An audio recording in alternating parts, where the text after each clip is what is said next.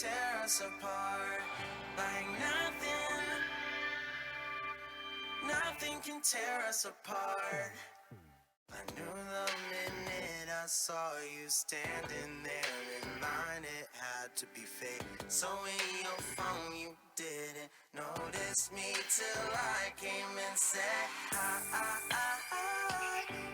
know that it's been a long time, but it's crazy cause I just phoned you the other day.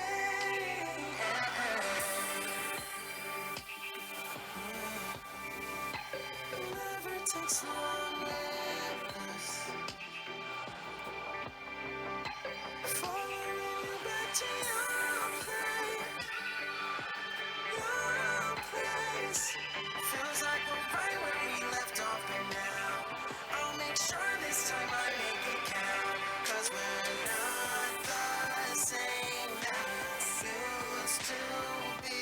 But some things don't change, yes, some things don't change, yes, just as fly as we were that night that we both got high on the bleachers and fell in love. That tells me like that the stars, nothing can tear us apart. Like nothing can tear us apart. In a world that tells me like that the stars, nothing can tear us apart. Like nothing can tear us apart.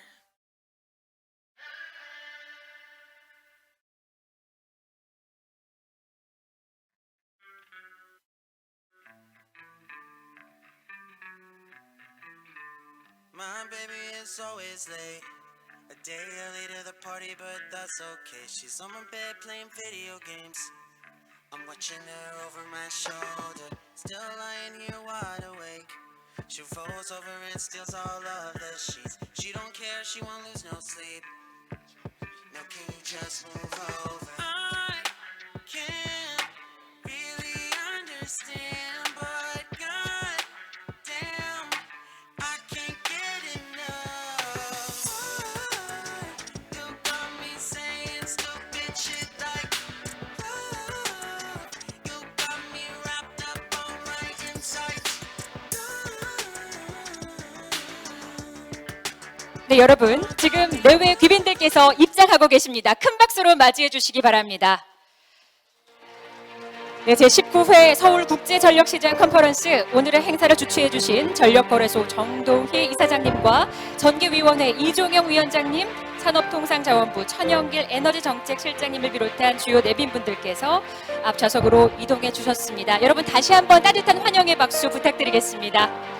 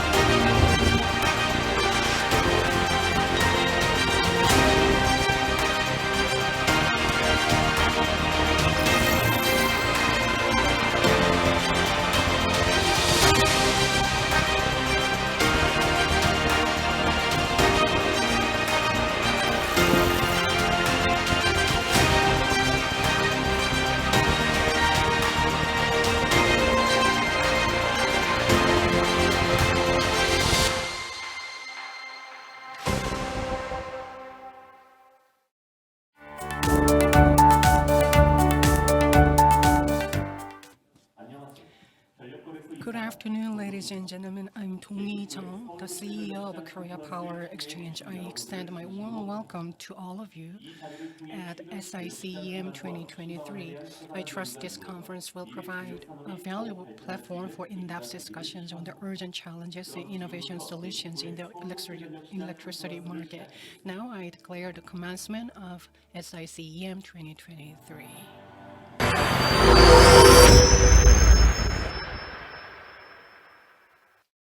여러분 안녕하십니까? Good afternoon.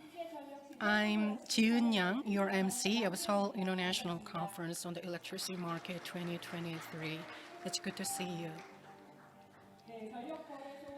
It's a privilege to kick off this conference with a special guest, CEO Dong-hee Jung of Korean Power Exchange, who has graciously joined us in the form of a virtual avatar to begin this event.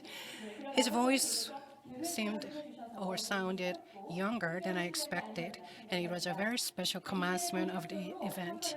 With that, we are officially commencing the conference. The conference is hosted by Korea Power Exchange and sponsored by the Ministry of Trade, Industry and Energy. The theme of the conference is Innovation in the Electricity Market for Power System Stability. The conference program includes an opening ceremony and 2 plenary sessions and panel discussions. In the lobby area, we have set up exhibitions using LEDs and an augmented reality photo zone featuring Bandi, the mascot of KPX. I hope you don't miss the opportunity to capture memory. We are live streaming this event via YouTube. And those who are joining us via online, you can leave your messages in the chat window. Now I'd like to introduce you the distinguished guests who are with us today out of their busy schedule. Please welcome them with a big round of applause. First, we have Jong-young Lee, Chairman of Electricity Regulatory Commission, with us today. Please welcome him with a big round of applause. We also have Director Chun Young-gil of Office of Energy Policy and Ministry of Trade, Industry and Energy. We have CEO Hwae-chung Kim of Korea Southeast Power with us today. We also have CEO Sung-woo Lee of Korea Southern Power with us today. We have CEO Young-moon Kim of Korea East-West Power with us.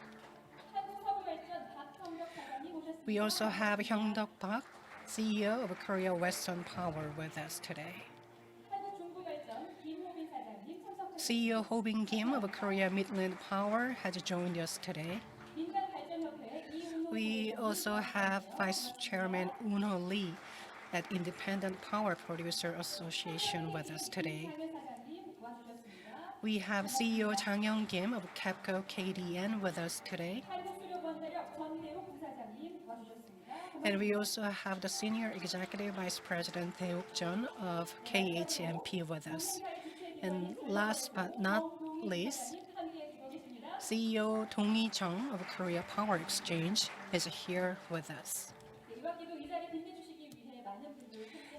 And we have many other distinguished guests here with us today, but regrettably, due to time constraint, I won't be able to introduce each of them individually. Now, I'm going to invite CEO Dong-hee Jung of Korean Power Exchange to the stage for his opening remarks. Please welcome him with a big round of applause.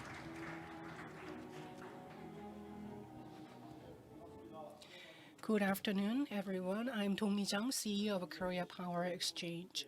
I'd like to express my sincere gratitude to all the distinguished guests gathered here in this room and those joining us via online for the SICEM 2023.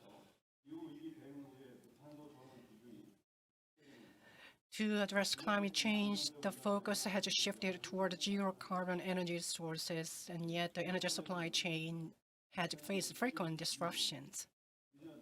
Since its foundation,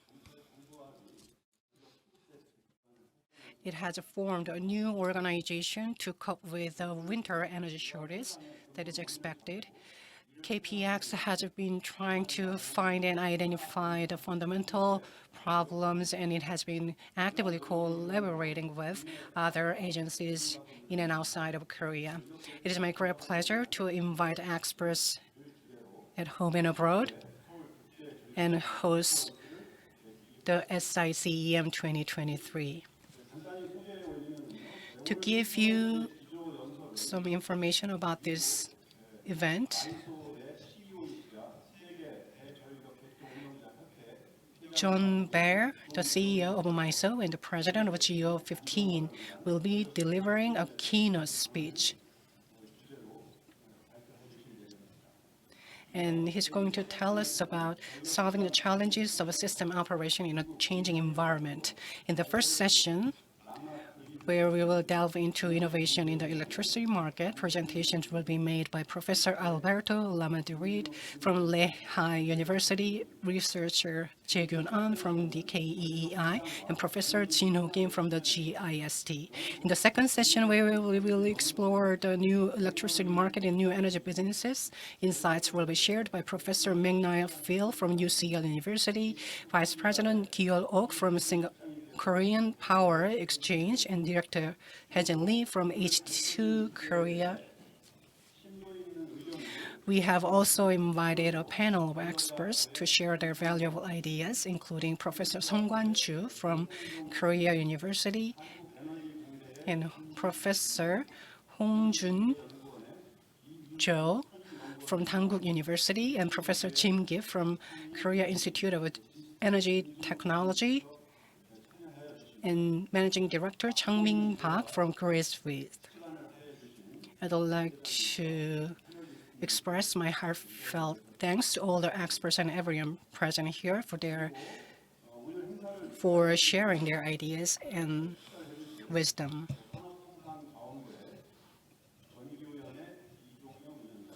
I'd like to extend my special thanks to Jong-young Lee, the chairman of Electricity Regulatory Commission, and Young Gil-chun, the director of Office of Energy Policy and Minister of Trade, Industry, and Energy, for their congratulatory remarks. And I'd like to also acknowledge John Baer, who will be delivering a keynote speech. I also thank Hwee Chung-kim, CEO of Korea Southeast Power, Sung Lee, CEO of Korea Southern Power, Young-moon Kim, CEO of Korea East-West Power, Hyung-Duk Park, CEO of Korea Western Power, Ho-bin Kim, CEO of Korea Midland Power, Chang-young Kim, CEO of KEPCO KDN, and Uno Lee, Vice Chairman of Independent Power Producers Association, for being with us today out of their busy schedule. My thanks go to all of you who are here with us out of your busy schedule. And I look forward to your active engagement in this conference, as well as your insights. Your insights and ideas will enrich this conference. Thank you very much. Thank you so much. 매해 컨퍼런스 Every time when he came here, he prepares a really insightful speech. So I'd like to thank him for expressing his gratitude to all participants. Once again, please give him a big round of applause.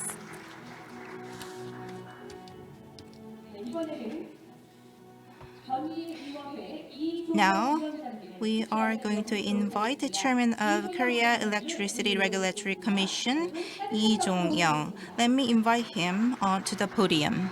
Please give him a big round of applause.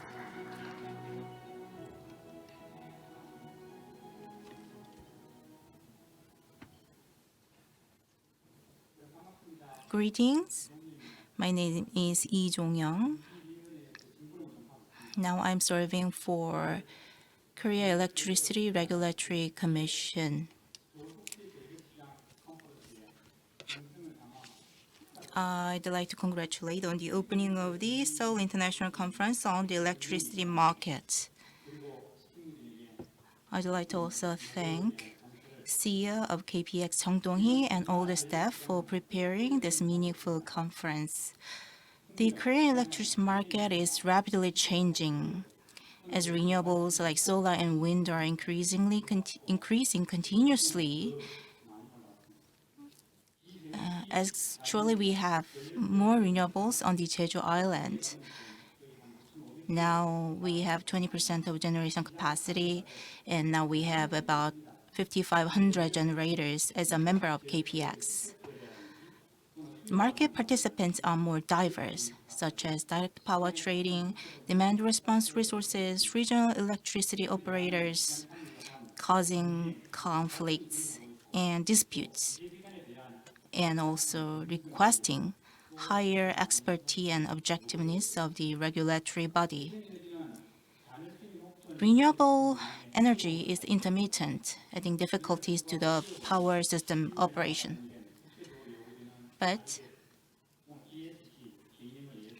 for ESG and other cause, we have to increase the share of renewables going forward to increase the renewables and the public acceptance and the CapEx deficit.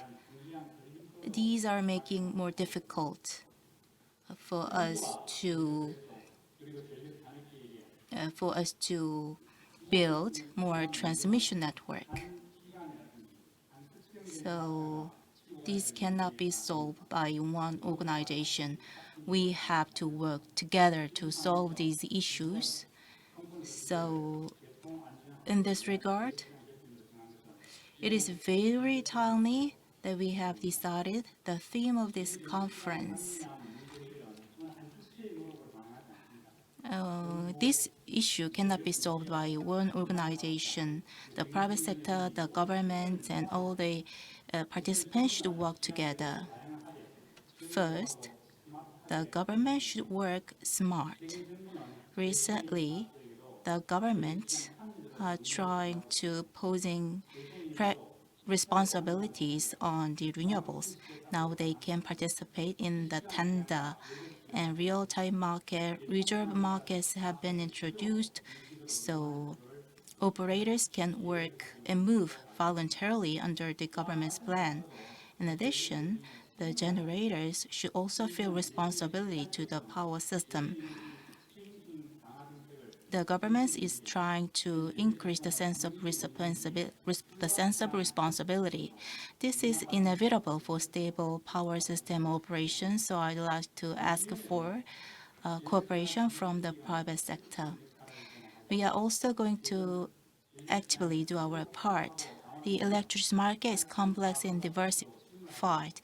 Now we have more cases of license permit and the siting of transmission constructions. There is more demand in the market. It is more complex now. So, including myself, we are required to have more expertise.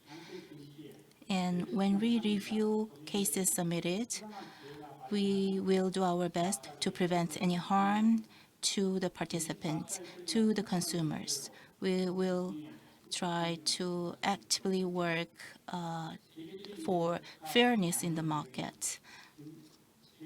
A great scholar, Daniel Yergin, said, we are facing a security crisis with the rapid energy transition.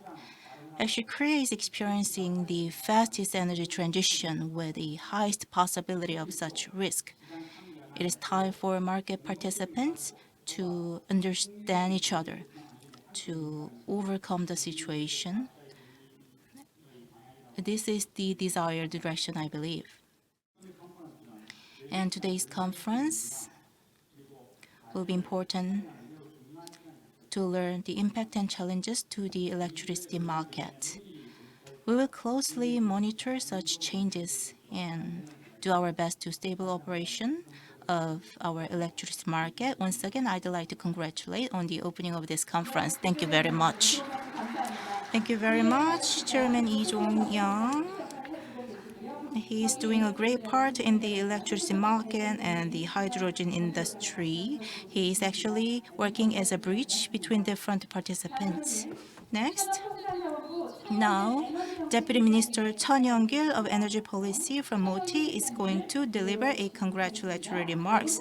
Let me invite him onto the podium. Please give him a big round of applause.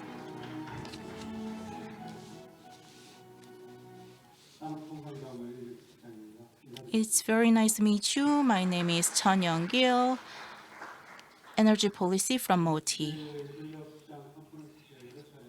I actually have participated in this conference several times in the past from my career working in the MOTI. But actually, I wish I had more opportunity to visit. To be honest, actually, it's been 19 years since my last visit. But it's glad that now I can make it today. As Chairman Lee Jong-young said, as CEO Chung Dong-hee said,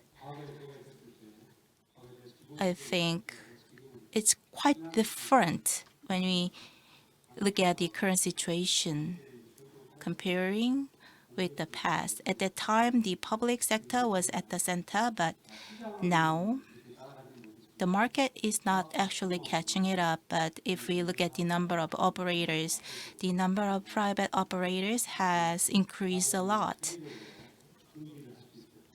So in the past, it was possible to do things in a systematic manner, but now we see more uncertainty. It's a great challenge for all of us.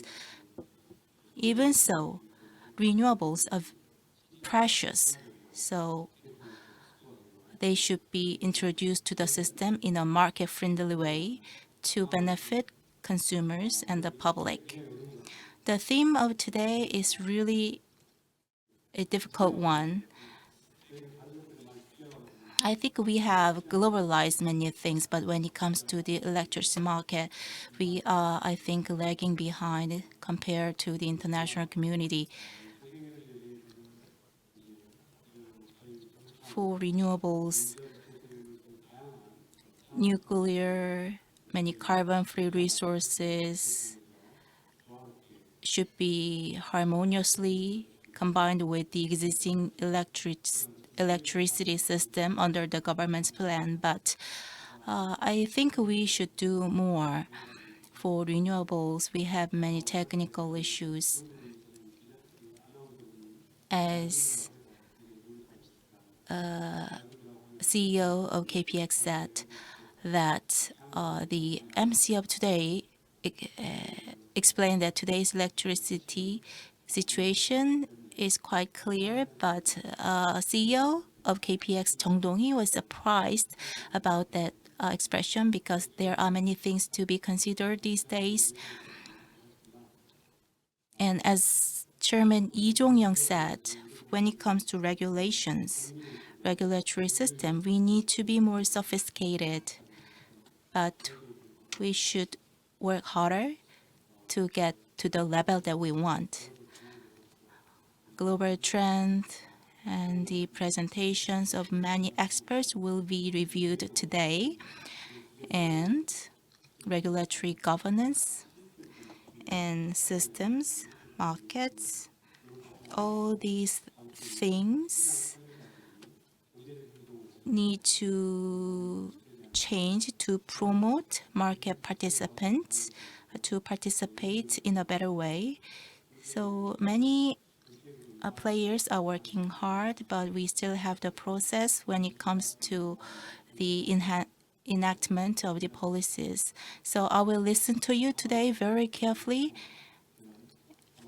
so that I can reflect them in the second half of this year. When it comes to the regulations regarding pricing, transmission, distribution, I think we are in process of updating all of them, and market participants need to act in a fair way for compensation. They should be able to follow the market's principle, and the acceptance of market's principle should be increased. I will do more. I will work harder. So today, actually, we have all the 5 CEOs of Korea power corporations. I think they are really interested in this. Many people are actually interested in this. I will do my best to do my part well. Thank you very much. 많은 노력 The government is doing really a lot of things these days when it comes to the energy market. I said clear earlier today because I looked at the future. So now we are going to have a commemorative photo session. We will have 2 rounds of photo session. When I name you, please come up to the podium. Mr. Jung Dong-hee, CEO of KPX, Mr. Lee Jong-young, Chairman of Korea Electricity Regulatory Commission, Mr. Chun Young-gil, Deputy Minister of MOTI, Mr. Yang Sung-bae, Managing Director of KPS, Mr. Kim Sang-il, Managing Director of KPS, Mr. An Jae-kyung, Research Fellow of KEEI, Professor Kim Jin-ho of GIST, Mr. Ok Ki-hyul, Vice President of KPX. Please come up to the podium.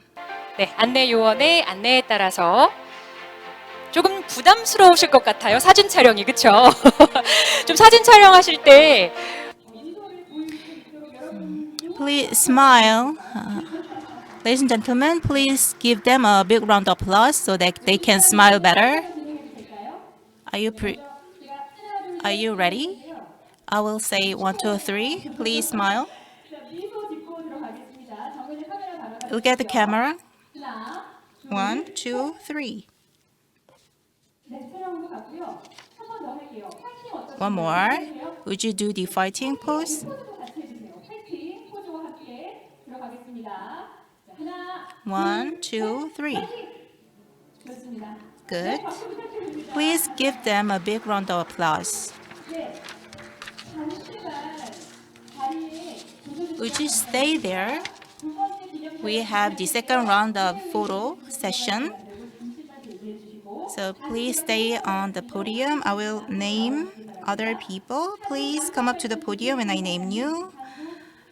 Mr. Kim Hee-chum, CEO of KON, Mr. Lee Seung-woo, CEO of KOSPO, Mr. Kim Young-moon, CEO of EWP, Mr. Park Hyung-dong, CEO of WP, Mr.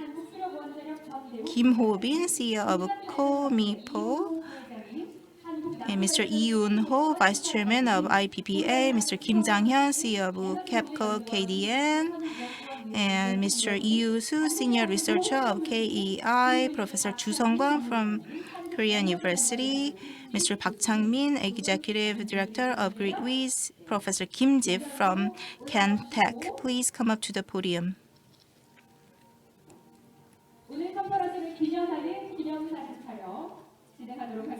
So we will do the commemorative photo session. So if you are ready, we will take the photo. Please give them a big round of applause. Please smile. Look at the camera. 1, 2, 3.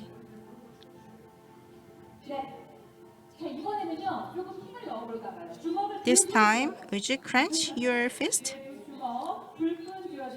Tightly clench your fist and do the fighting pose. 1, 2, 3. Very good. One more time. Small heart. Would you do the small heart?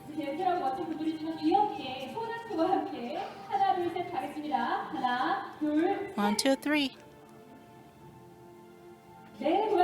Thank you very much.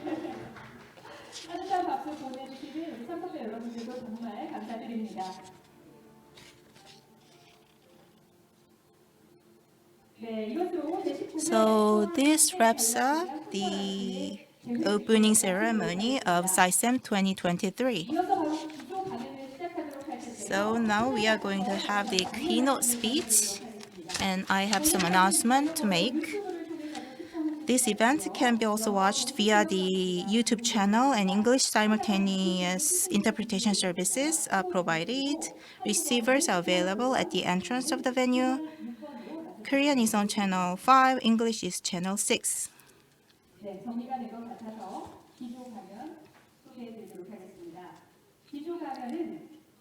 So let me introduce the keynote speaker. The speech is about solving the challenges of system operation in the changing environment through market innovation. The CEO of MISO and President of GO15, John Beer, is going to deliver his speech. Unfortunately, he couldn't be present with us in person, but he sent his video speech. Let's watch it together. Please give a big round of applause.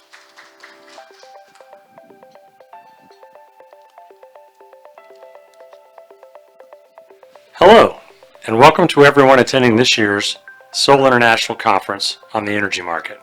I'm John Baer, CEO of MISO, a U.S. power grid operator spanning about 2.5 million square kilometers across the central United States and part of Canada. We manage electric flows to about 45 million people and facilitate more than 40 billion in annual energy market transactions. It's also my privilege and honor to serve as the 2023 president of GEO15, which is an association of the world's largest electric power grid operators. GEO15's members collectively ensure electricity flows to more than 50% of the world's energy consumers. Today, there is significant diversity of power grids and electric generation resources around the world, largely shaped by geography. But today we all face similar challenges and share a common future. Now, more than ever, there is a critical need for collaboration and idea sharing when it comes to operating the power grid. Across the world, the grid is undergoing a transformation never before seen. There's a rapid expansion of weather-dependent energy resources and premature retirement of dispatchable, flexible energy resources. Simultaneously, we're seeing an increased demand for electricity, largely driven by the transportation sector, and climate change is having a direct impact on our electric grids and our societies. These realities are creating world-class energy challenges that require world-class energy solutions. If we work together, these solutions will come faster, be better, and enable us to keep the power flowing. That's why international forums like this are vital. They provide the opportunity for us to learn from one another, to share ideas, to search and develop solutions that ensure a reliable transition to a clean energy future. So let me express my appreciation to each of you for participating in this conference and contributing to the very important discussions that will be occurring. With that in mind, I'd like to share some of my thoughts on the challenges and opportunities before us. While our industry is instrumental in improving livelihoods and allowing economies to grow and advance, it has historically been slow-moving with limited change. As you are keenly aware, that is no longer the case. The benefits of renewable and other clean energy sources are becoming increasingly understood and desired by individuals, businesses, and governments, which has catapulted our industry into the news on a regular basis and is driving changes like we've never seen before. The trend towards more weather-dependent variable resources is here to stay and is one that enjoys broad support. However, it's also resulting in a collision of somewhat competing objectives. The environmental sustainability goals of companies and governments are fueling the dramatic fleet evolution. But that has not eliminated or replaced the societal need for reliable electricity that is affordable. We are at risk of these latter two objectives not being fulfilled if our desire for sustainability creates blind spots in our viewpoint. Protracted and/or significant reliability issues or unmanageable costs have the potential to impact the support and momentum towards the clean energy future. This is why broad engagement and coordination, both within and outside our industry, is needed to mitigate the risks and challenges being posed by the transition. An important area of reform is in our market design, which must evolve to keep pace with the rapidly changing energy landscape. Energy markets play an important role in shaping the power system and helping ensure appropriate, adequate resources. However, the market designs that served us well to support reliability and affordability just a few years ago aren't designed for today's challenges and won't be able to meet future needs. I can tell you different regions of the United States are at different points in the transition, but across the country we have or are experiencing similar changes, which of course have also been encountered in other areas of the world. The generation fleet is evolving dramatically through the retirements of many traditional thermal-based resources, which have then been replaced by primarily weather-dependent resources. The pace of this transition is moving past our current rule sets, including risk profiles. Just a few years ago, planning for the peak hour of every day and the peak day of the year ensured enough resource adequacy to make the rest of the year, but that isn't true anymore. Because these resource types are not the same in terms of capabilities and ability to be available continuously, it's usually not a one-for-one replacement. The result has been significantly increased reliability risk and reduced resources with attributes the system needs. This is happening in the face of what we expect will be significantly increasing levels of electricity demand as electrification gains momentum. This is also occurring as the frequency of extreme weather events is increasing, which, due to their breadth, are impacting large percentages of the generation fleet, including the remaining controllable resources.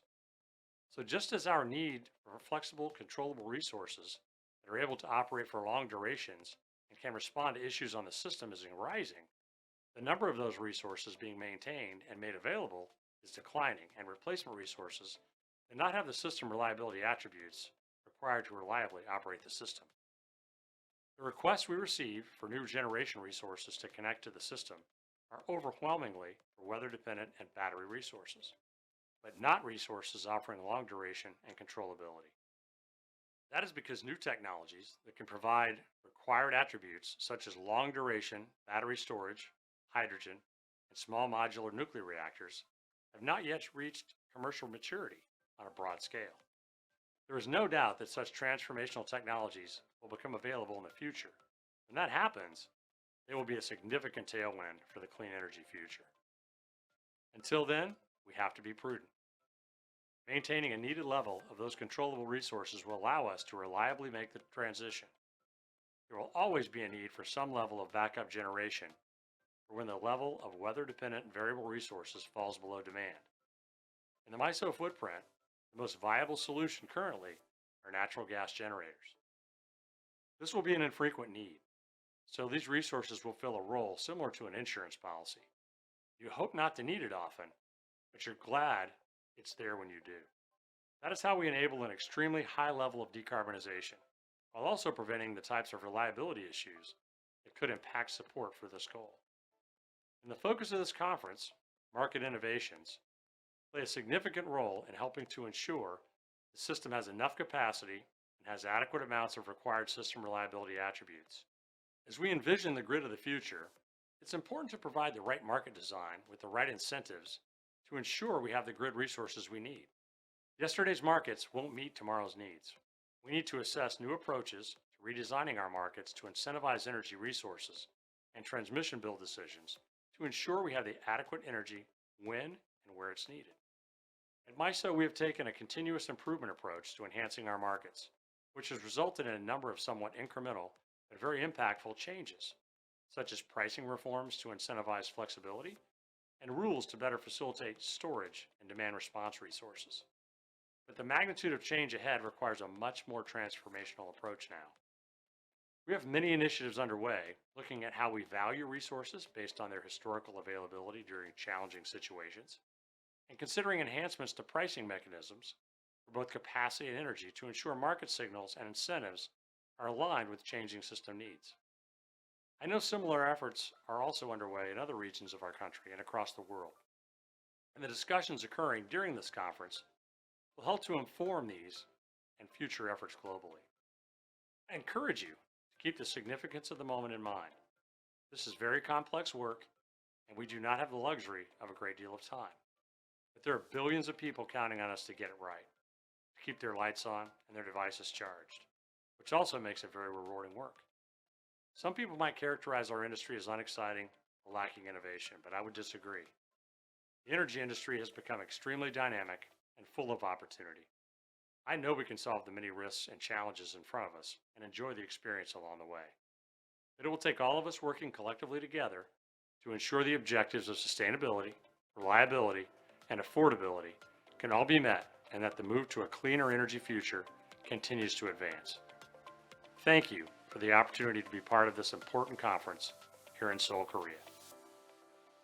네, 감사의 박수 부탁드립니다. Please give him a big round of applause. 전력 공급 등 개통 안정. The keynote speaker told us about solving the challenges of system operation in a changing environment through market innovations. Once again, thank you so much. Now we will move into the first plenary session. In the first session, we will discuss electricity market innovations for stable system operation. The first speaker in the first session is from Lehigh University. Professor Alberto Limardi will tell us about perspectives on the market design for a low-carbon economy. He couldn't make it today, regrettably, but he sent us instead a video. So let's meet the professor through the video. Please welcome him with a big round of applause. Hi, everybody. Thank you so much for the opportunity to present in this conference. My name is Alberto Madrid, and I'm an associate professor at Lehigh University. Today, I will be talking about perspective on market design for a low-carbon economy. And I would like to start with the motivation related to the way that we see that different electricity systems are evolving. So given that this is a conference in South Korea, I start with the overall portfolio of generation that you have during the last decade. And as you can see, it has been relatively stable. There has been some increase in the overall participation, and this probably all of you have seen that the increased participation of natural gas is something that is affecting many countries. One thing that we're going to be seeing towards the future is more and more participation of different renewable energy sources. And that is actually this brown part that we have in the upper component of the graph.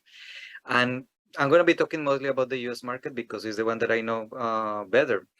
So, for example, these are projections by the Energy Information Administration, which is the statistical agency in the US, in which we see that renewables are going to be becoming a significant part of the generation portfolio, right? So, like, we still expect that natural gas is going to be an important component, similar to what is happening in Korea. But we expect that renewables are going to be a much larger participant in terms of the overall electricity and overall capacity that you have installed. And within renewables, solar and wind are going to be the two largest components in terms of the overall energy production. Now, when you start implementing and installing more renewables, there's two main issues that you have to deal with. One is all of this uncertainty that having the renewables is going to be having, and the current design of the markets has some idiosyncrasies that actually exacerbate some of these components. The other one is that precisely because of that uncertainty, it might be that the contract that you expected to have at some point is actually not going to be available. And this is going to be leading to large forecast errors and, for example, large issues in terms of the dispatch of the electricity that you're going to be having. So this problem of variability and uncertainty in power systems is something that we need to grapple with. And I'm going to be focusing in this presentation mostly about the issue of renewables. There's other sources of uncertainty that can come from, for example, more demand participation, increased use of distributed energy resources, and, for example, interdependencies with other systems. So if we want to think about the directions for a low carbon economy, what we're going to be seeing is that electricity is very likely to be displacing other energy services. We're going to be having more use of renewable energy sources, more participation of distributed resources or distributed energy resources. It might be that we're going to be having more storage, and that would be something desirable in the sense that they can counteract some of the uncertainty and variability. However, there's also challenges associated with the scheduling storage devices. And it's possible that actually I'm an economist, so I'm always interested about new, for example, participants that can start helping us hedge some of the uncertainty that you have in the system. This is actually a relatively dated graph now by the Department of Energy of the US. And what we see is that there's going to be electrification in many sectors. That can include, for example, transportation, that can include, for example, provision of thermal services in the winter, like over here. Heating is still, in certain parts of the US, is still very dominated by natural gas and even oil. So it is possible that we're going to be moving towards heat pumps. And I mentioned about the resiliency, like, for example, if you're going to be having larger events, how do you manage that system? How do you restore from those? And interdependencies is, for example, if we start electrifying transportation, how are you going to be managing with that demand? But focusing on the pricing, this is mostly for the electricity markets, considering uncertainty from renewables. One thing that we can look at in the history is that we have as of now, the design of electricity markets has converged. So in many instances, what we have, like for example, over here, I am going to be mentioning the cases of the US, the Europe, and the Australia, New Zealand, is that you have a system operator that needs to, for example, receive the bids, or like for in certain cases, it may be even like a cost functions that they're going to be audited. And according to that, it schedules the resources and decides what the prices are going to be. And typically this is done in two stages to manage the uncertainty. In the first stage, you may decide to start committing certain units. And in the second stage, you may decide the redispatch, which is actually when you are delivering the goods. There's variations, right? In the European market, there's no commitment. Like, you know, like there is something a little bit different in terms of like how they're going to be scheduling their resources. But the most important thing over here is that the prices are going to be coming from this participation from the distributed or the different participants in the market, like for example, different generators, and the submission that they do to a centralized market that is actually going to be setting up the equilibrium between supply and demand. Okay, we have in certain cases participation of some demand resources. Here in the US, we call them load serving entities, and they may have some ways in which actually they express their willingness to pay or the willingness to accept certain interruptions, but that is still very limited. So again, the motivation of what this talk is going to be structured around is that we're going to be moving to a low carbon economy. So that includes the increased participation of renewable energy sources, which are going to be having more uncertainty and variability. We need, therefore, to create market designs that account for that uncertainty. And there's some challenges about that uncertainty and that management. First of all, is that not all of the participants are going to be having the same information, right? So like there's going to be some asymmetric information, and we need to reach some kind of consensus in order to provide some services. There may be a distributed response from the different market participants. And we need to have provision of the services needed, not only the energy, but we need to maintain the ancillary services required to run the system. So the main questions that we're going to be trying to address is how to design markets that determine prices, considering the uncertainty and variability of renewable energy sources, knowing that we make this market non-confiscatory. So like there's not going to be, if you're going to be participating, you shouldn't be having losses, which is part of the social contract. And with that in mind, I'm going to be presenting a methodology that is forward-looking in terms of how do we come up with those financially adequate pricing schemes such that they're going to be uncertainty uniform in the real time. So the outline is going to be very standard. I'm going to be giving you a preview of the results. First, there's going to be some benefits. That is, like we're going to be using very limited information, so it's going to be easy for the consensus. And we don't need to start using scenarios. The real prices are going to be uncertainty uniform, and we have a guarantee of the financial adequacy of the system. And with this, we're also going to be increasing the locative efficiency and decrease the spare capacity needed. Now, there's going to be some trade-offs, right? First of all, it's having that financial adequacy may result in increased prices. And how to transition to this new system is something that is going to be challenging in terms of more organizational structures. So to give you a little bit of the background, like first of all, finding the right prices is a difficult problem.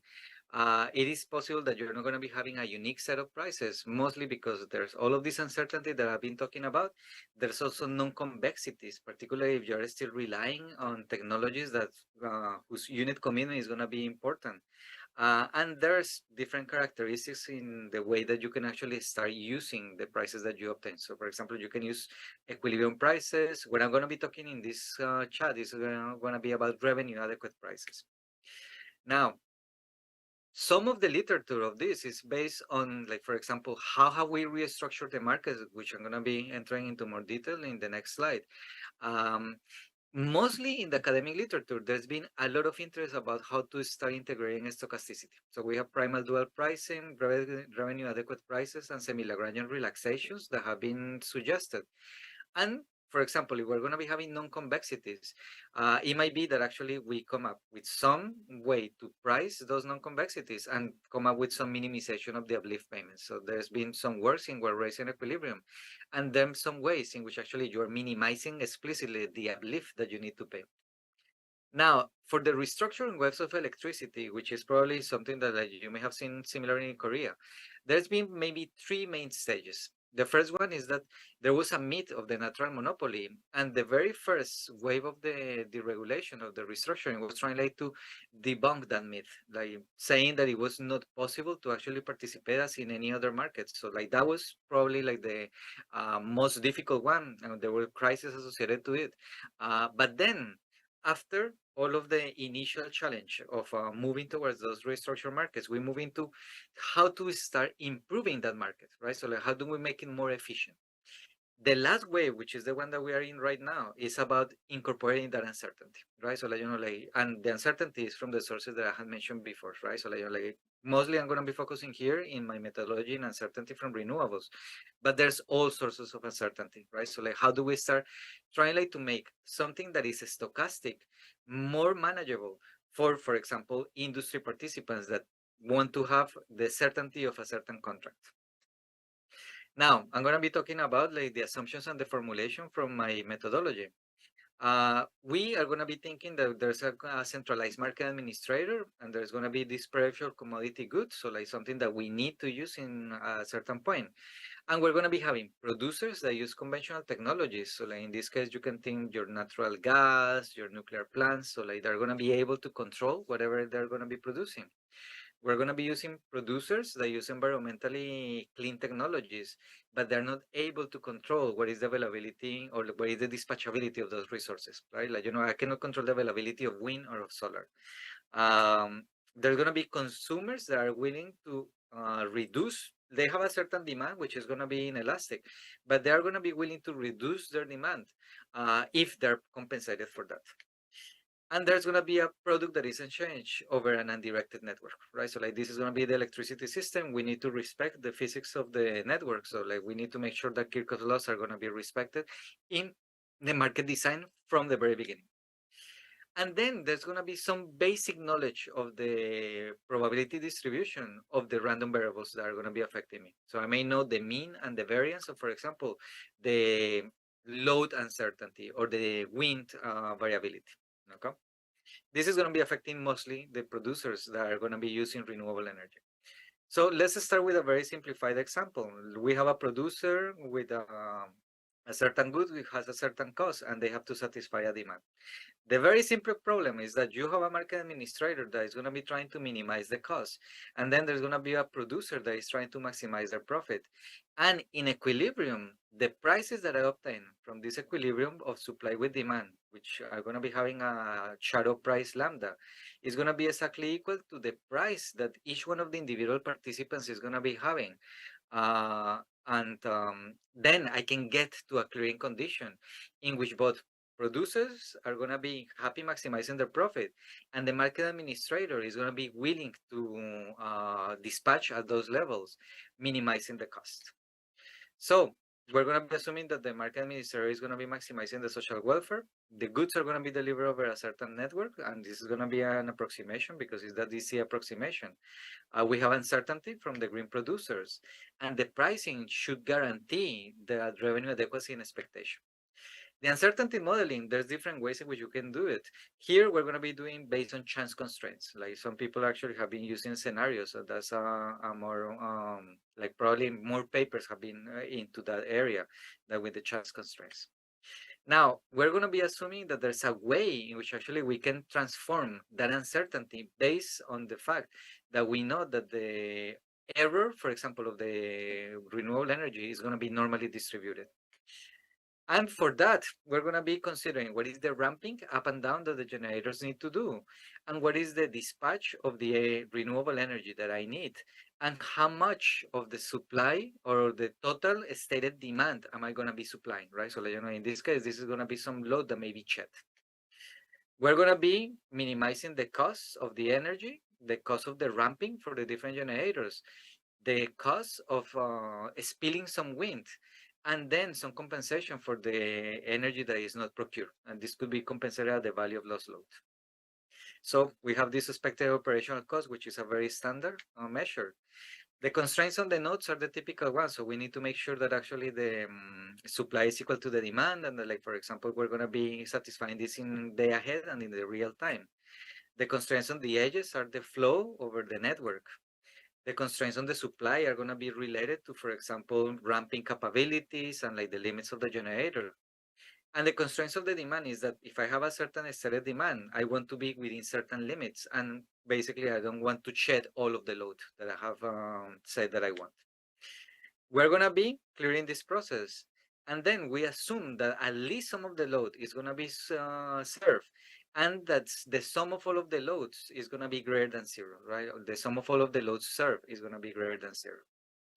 The pricing mechanisms allows me to find prices that actually satisfy consumers paying for the procurement of electricity in the day ahead, which is going to be with some factor that depends on the chance constraint, and in the real time, which is going to be this other price, which basically I put it like an inverse of the lambda, but that is going to be the real time price, and it's also going to be adjusted by the uncertainty. The conventional producers in day ahead are going to be paying the lambda of the market, and in real time they're going to be having the real time price plus a certain adjustment for whatever is the ramping up and down that they require. And the green producers, which are the main source of uncertainty in this model, are going to be paid a certain component that is based on the day ahead price, and then some components related to the uncertainty that they have. Right? And in real time, exactly the same components that we saw before are going to be playing, but then interacting with the real-time price, right? And like they say, in this case, they're going to be compensated for the shortages or surpluses that they provide. Overall, this is a comparison of the market mechanism, and I compare it to a case in which we have scenarios. So here are all of the prices that you get in the stochastic. In the chance constraint, the prices will be identical if there's no activation of certain extreme situations. For example, if ramping is not too extreme. In the real time, the main difference is that whenever you use the scenarios, you're going to need to take into account the probability of each one of the scenarios, which is this pi super omega that I'm showing over here. In the chance constraint, you don't need to worry about what is the scenario that happened. So I think that this consensus problem that I was talking about in the motivation is going to be much more easily solved. So some takeaways is that here I summarize a financially adequate pricing scheme that is not going to be depending on the scenario selected. The price signals are going to be allowing the managers to, for example, schedule their resources in a much more efficient manner. And for the renewable energy resources, the managers are going to be having additional revenue streams that allow them to be more effective. There's going to be some extension to other pricing schemes, for example, that you can use based on chance constraints. Now, there's the policy issues regarding the protection of consumers from the price exposure, which is something that we saw here in the US with an extreme case like what happened in Texas with Winter Storm Uri. And some intertemporal effects, like, for example, what are the ramping effects between periods and adjustment costs. These are some of the references, and I look forward to the Q&A. Thank you. 탄소 중립의 과제를 안고 있는 우리에게 Regarding the goal of realizing and achieving carbon neutrality, we had some insights from the professor. So all of you were focusing on the presentation. Professor Madrid is joining us via online. Hello, everybody. Yeah, thank you for your valuable time. 네, 그러면 현장에서 질문이 있으신 Now we are going to open up the floor to take questions. Please raise your hand if you have a question about the presentation of Professor Madrid. Please raise your hand. We will deliver a microphone to you. Professor Madrid is joining us virtually, so he is ready to answer your questions. So we have someone who raised his hand. Hi, Professor. I have a question about your pricing scheme. There are two markets, real market and what day ahead markets. We think of any other schemes to settle down these markets. For example, we can use the derivatives as. So I just want to know how we can use the derivatives to settle down these two markets at the same time. In your model, these two markets are settled down the only one price. So I just want to know how to the risk management using these derivatives. Right. Thank you so much for your question. So if you have any kind of financial instruments that can be used in order to hedge uncertainty, they would be affecting the supply and demand, like the constraint that I was showing with supply and demand. And most likely they're going to be moving the prices in a certain direction. So like, for example, if you have like some kind of financial participants, they can start doing like some hedging of whatever is the prices that they're going to be facing in the ahead and in real time. What we would expect is that the presence of these financial instruments is probably going to be allowing to better manage the uncertainty. So the variability that is being driven in the lambda and the nu that I use in the system is probably going to be lower period to period. Does that answer your question? Thank you. 네, 답변이 되셨을까요? Does that answer your question? Okay, thank you very much. Any other questions? The person sitting right next to the first person who asked the question. Chance constraints. So let me ask you a question about the probability distribution. Because mathematically speaking, the chance constraint itself is very much beautiful. And also I actually agree to your point that chance constraint can be converted into the linear program under the condition that we already know the generation distribution and also the line rating and everything, right? But another important thing that we have to keep in mind is that the quality of the probability distribution is important, and depending on how accurately we predict or model the probability distribution of individual renewable resources, the solution quality will also be affected by that significantly, right? So in order for every single electricity market to actually adopt this chance constraint based approach, what kind of measures or methods can be implemented to have a more accurate probability distribution for the renewable energy resources? That's an excellent question. And typically speaking, the reason why we are going to be using chance constraints is mostly because it avoids the issues that you have with scenarios, right? So with scenarios, you would need to start coming up with some way in which actually everybody agrees to the scenarios that you have included in your clearing of the market in the day ahead and in the real time. With the use of chance constraints, you're circumventing that kind of issue, right? You just need to have a better uncertainty. Now, how are you going to be getting to that point? It's mostly going to be advancements in terms of the forecasting that allows you to start reducing the overall uncertainty that distribution is going to be having, right? So it's the problem that you're raising is clear that if there is some issues in terms of how was the variability that everybody is getting, and if it deviates from what is actually observed, there may be some variation that is not going to be priced into the market, right? So that's we would need to start improving on forecast technologies in order to allow us to better determine what our probability distribution function is going to be. So yeah, excellent question. 네, 다시 한번 연결해 주세요. 마이크가 나오지 않는 것 같습니다. 죄송합니다. I'm sorry, the microphone is not working. 네, 그와 관련해서 그러면 추가 질문을 드리겠습니다.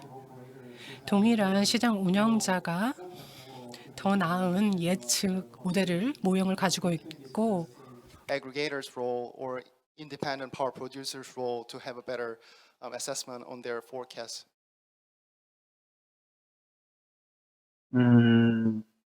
I lost the first part of the question. So it was something about aggregators or independent power producers. So let me rephrase it. Whose responsibility would that be, having a better understanding about those probability distribution if we were to actually implement the chance constraint in the market? So in this model, Mostly the information is going to be aggregated at the independent system operator level, right? So like now there is an issue, and this is something that actually we're working in another project, that it's there's a possibility that actually there's going to be a lot of information that is disaggregated, right? Like each one of the different participants may have access to information that is not available at the centralized level, right? So like you need to start aggregating some of that. One of the solutions that we're proposing for this, which I didn't talk about in the presentation, is that you can create something that is an electric assets risk bureau.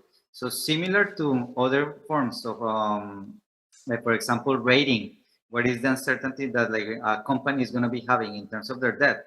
With the electric assets risk bureau, you're going to be creating a score, and this score is going to be passing information to financial participants, to aggregators, to like other new entities that can start then hedging the risk, right? So like, it's probably gonna be a parallel market. So like similar to like what is happening with ancillary services, you're gonna be having the possibility of hedging in this co-optimized manner with this electric asset risk bureau, right? But like, that is something that would be additional information that is going to be aggregating content from, like, for example, what each one of the aggregators or their independent power producers are going to be producing. Thank you. 네, 혹시 또 다른 질문 Any other questions? If not, this is the end of the first presentation. Professor, thank you. Thank you very much. 네, 알베르토 라마드리드 교수님께 Please give Professor Alberto Ramadrid another big round of applause. Thank you so much. 첫 번째 So I can see your active participation from the very first lecture. Next, we are going to have Research Fellow An Jae-gyun from KEEI. He's going to talk about measures to strengthen the role of variable renewable energy and ESS. Mr. An, please come up to the podium.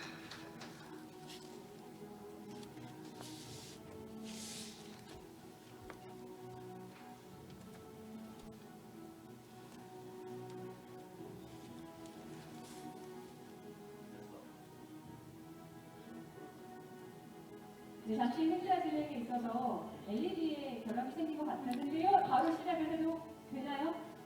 So can we start now? 결함이 되는 부분을 빠르게 심각하게 처리를 하고 있다고 합니다. 준비가 됐다고 합니다. 네, 그러면 So 안재균 연구위원이 let me invite Mr. An to the podium. Are you nervous? 편안한 얼굴로 시작하시겠습니다. No? Okay, so 역할 강화 방안이라는 주제로 he's going to give us a lecture on the measures to strengthen the role of variable renewable energy and ESS. Greetings, my name is An Jae-gyun. I'm going to talk about renewable energy and ESS. The title sounds huge, but I'd like to just talk about the fundamentals, the way the advanced countries are going into, how we can apply their ways to our market. First, I'd like to talk about the challenges of the electricity market and the role of variable renewable energy. The final target would be dispatchability. We see FIP can be the answer. The price signal in the wholesale market, it is uniform. We can expect some congestions. And what would be the right pricing scheme? We need to think about LMP. It's time to think about it. And the process of renewables entering into the system, the central auction market or the transmission plan, how we can achieve integration. We need to think about those things and the role of ESS. We need to diversify the function of ESS. We saw many formulas from the previous lecture, but I have many pictures and graphs. This shows the power system of Korea. 40% of demand is from the central area, and under the 10th base plan of power supply and demand, they have a new plan. Most electricity demand are located in the central area, but when it comes to the supply, the potential is in the Honam area. If you look at the third graphs, you can see the demand and supply of the Honam area. You will see the oversupply of electricity. This area has a huge potential, so if we encourage renewable investment in this area, we will see some increase in the cost for transmission. The increase of the transmission network is something that we have to resolve. And going forward, how we can secure power quality going forward. Renewables are concentrated in the Honam area. We will see some voltage issues going forward. How we can solve this in a cost-effective manner. Third, the goal of variable renewable is predictability, dispatchable, controllable abilities are the goal of these energy. We have 6 gigawatt for direct market. KEPCO PPM is twice 12 gigawatts, and we have others. The issue of KEPCO PPA, they are not conducted in the wholesale market, so we cannot see them. They are not measured in real time. They need to be dispatchable. These are the issue of the PPA, and the curve is expected going forward. Flexibility, ramping were the focus in the past, but now cost effectively how we can secure large-scale ESS are the challenge that we have. How we can start? I think FIP premium, feed-in premium is important. The price of the wholesale market should be delivered to the variable renewable energy. Because they are not cost-effective, we need incentives. And how we can offer such incentives? FIP in the wholesale market is the solution. Then we can deliver the price of the wholesale market to them. We are selecting long-term fixed price contract. As you can see in the bottom, if we do FIP, when we have the curve, the price in the wholesale market will low, and after the sunset, we will see the change in the surplus curve. In other countries, if you change in the EU policy, in 2006, they adopted FIP obligation. And in the advanced countries, they are more than 20% of renewables. They are focusing on market effectiveness. So they are implementing FIP.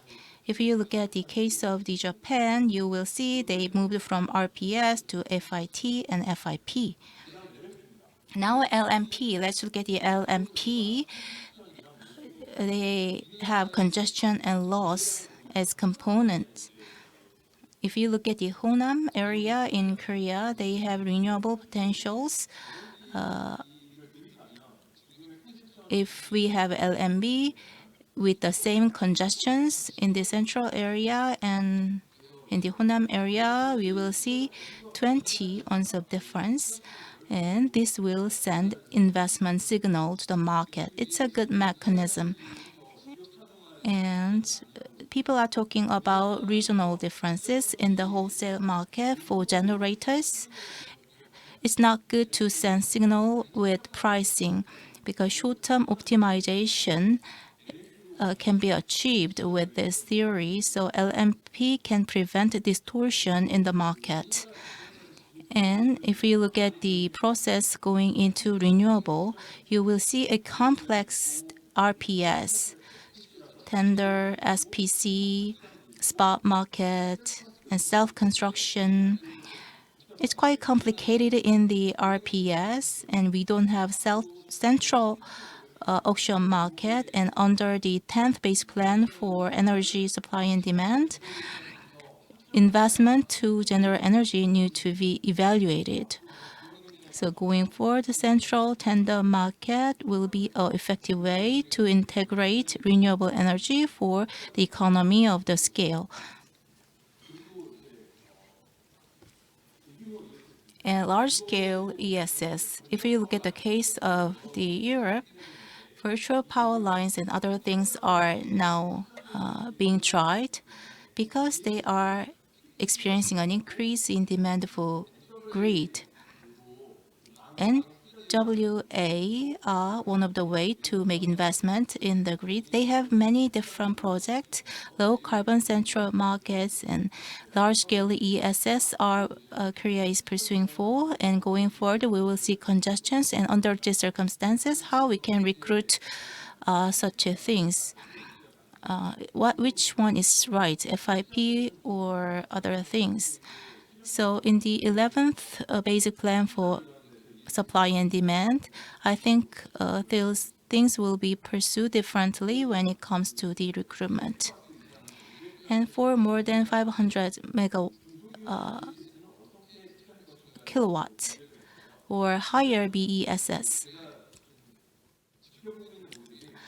I'm looking at the model of Australia, community battery model. It's about 1 megawatt. If you look at the picture, if it is more than 500, they can achieve the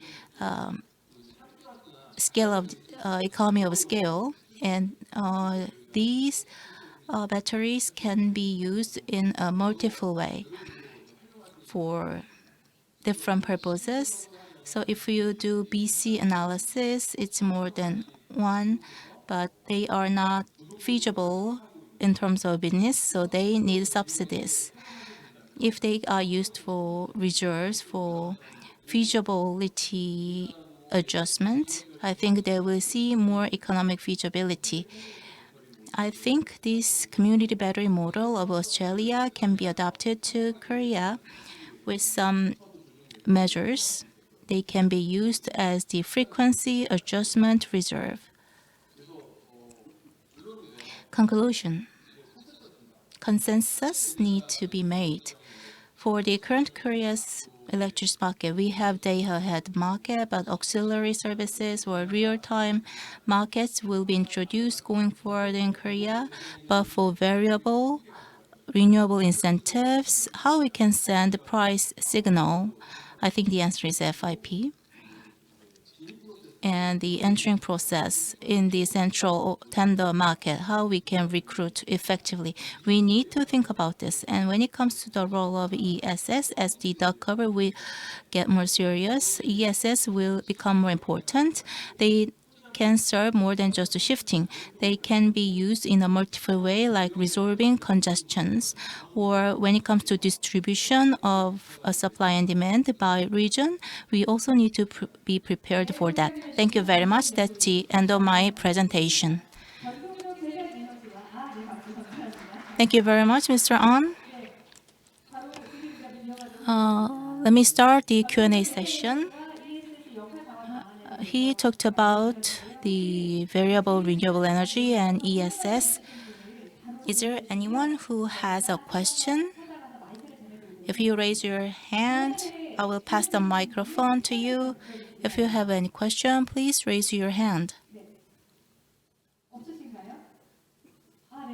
We have one. Thank you very much for the lecture. ESS and renewables, I think you made a good point. For multiple functions of ESS, are you thinking about both the wholesale market or retail market to really use ESS? There is a barrier between them. It's not fully designed yet.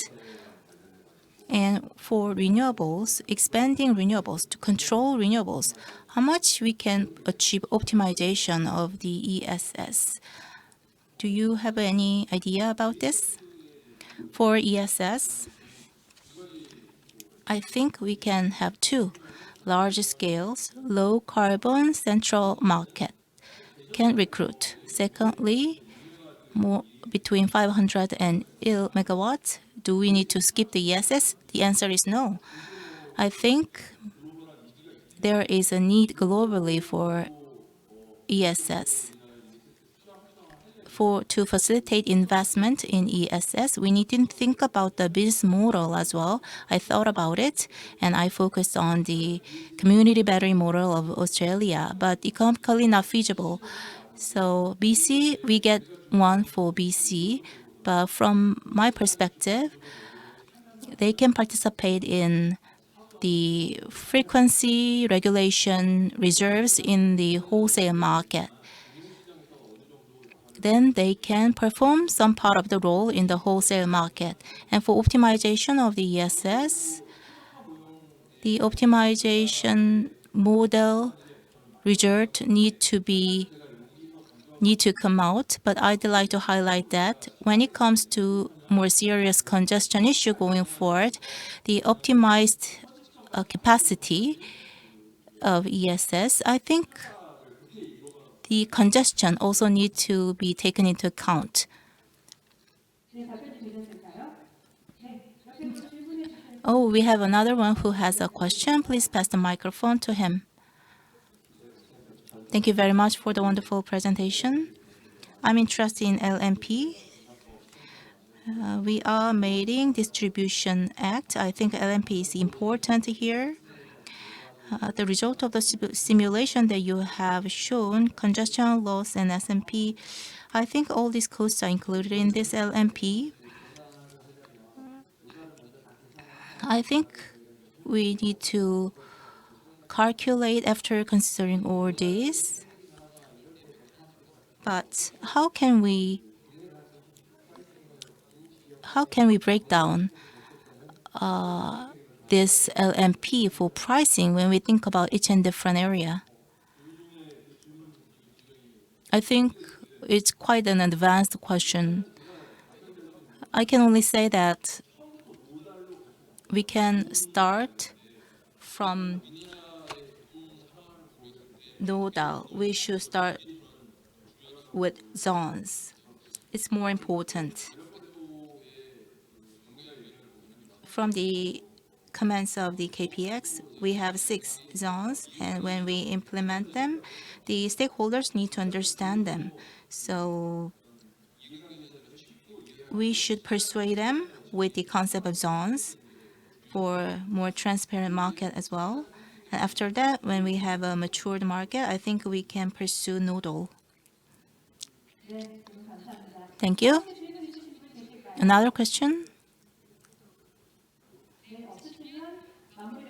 If you don't have, that will be end of the Q&A session. Ladies and gentlemen, please give a big round of applause to Mr. An.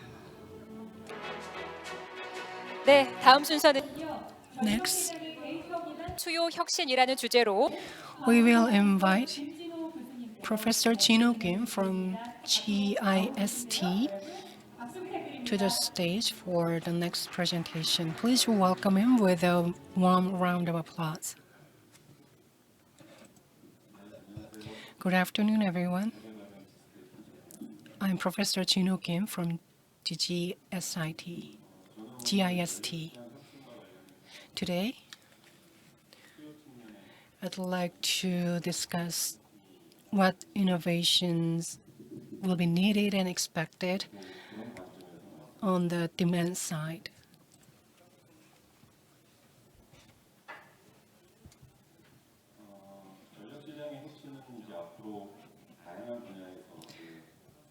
Innovations in the electricity market will be manifested in different forms and shapes in different sectors. There are electricity and power producers, and there are distributors, and there are, of course, consumers. So we all need innovations in all these different sectors. This slide shows what will happen and what will be needed when we try to achieve carbon neutrality. So innovation in the consumption area should be prerequisite to everything else. Let's take a look at a brief overview of Korea's energy landscape. You can have a glimpse of it at the table in the bottom of the page. As you can see here, you can see different figures about energy efficiency, and it is of course imperative that we have to increase energy efficiency. Next, one of the reasons why we need to pursue innovations in the electricity market is that it's very clear we need electrification. Electrification driven by zero carbon generation sources will be here to stay. This is the direction we have to move forward. So how are we going to achieve electrification? We have to think hard about how we are going to achieve electrification. And this requires innovation in consumption of power. And this is associated with demand flexibility. Demand flexibility kicks in here. So at the end of the day, in the future, renewable energy sources will be the main sources for power, and renewable sources will be combined with different types of energies to provide more dispatchable flexibility. If we have some disruptions in supply, we cannot guarantee demand flexibility. So it is a high time for us to think hard about demand flexibility. In that sense, the terminology flexible consumer means a lot. They can produce and consume at the same time. So we will witness the emergence of flexible consumers. In the graph, you can see the share of electricity in our energy mix. Korea stands at above 20%. I don't know to how much extent Korea will achieve electrification, but optimism tells us that 50% of the Korea's energy mix will come from electricity. So our top priority is to increase energy efficiency. As I said earlier, we have to continue to increase energy efficiency. Today, my focus will be on how we will ensure flexibility on the demand side. 우선 수요가 유연화에 So we have this proposition that demand should be flexible. I believe all of you would agree with me. Then how can we ensure demand flexibility? And here are my suggestions. First, demand flexibility should be transactive. In other words, it should be transactionable demand flexibility. Next, we have to localize demand flexibility. Let's say supply and demand come from different areas. In that situation, even if we have demand flexibility, we will not be able to achieve our primary objectives. When demand and supply come from the same areas, we can increase demand flexibility. Next, sector coupling should be supported by demand flexibility.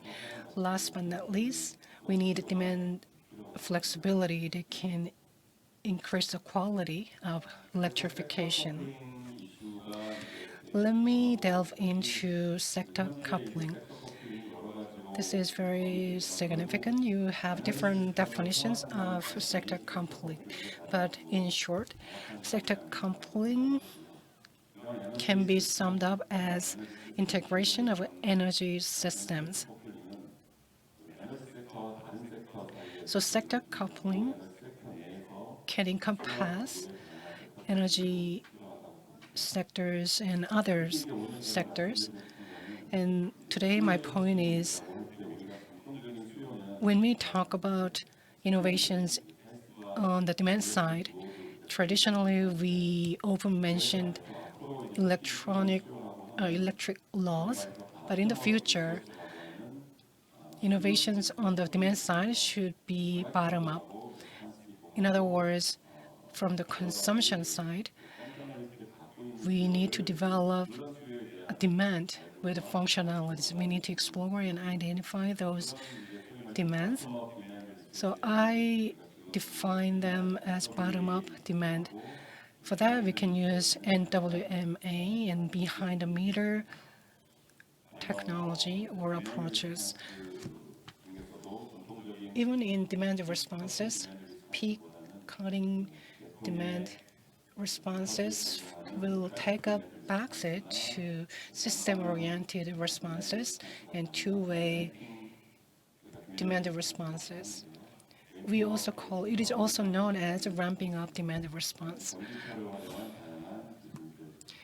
And ESS and behind the meter, renewable energy sources in behind the meter, and BPP, they are the examples of bottom-up demand. So we need to develop these resources more, and technically, we need innovations in these areas that I have just described. We also need innovations in policy areas. We need to redefine the governance regarding demand resources. In Korea, KPX takes the lead, and ISO is right at the center of the electricity market, and we have this wholesale market for power transaction and for dealing with transactions. But if you think about the consumption side, we can learn lessons from other areas.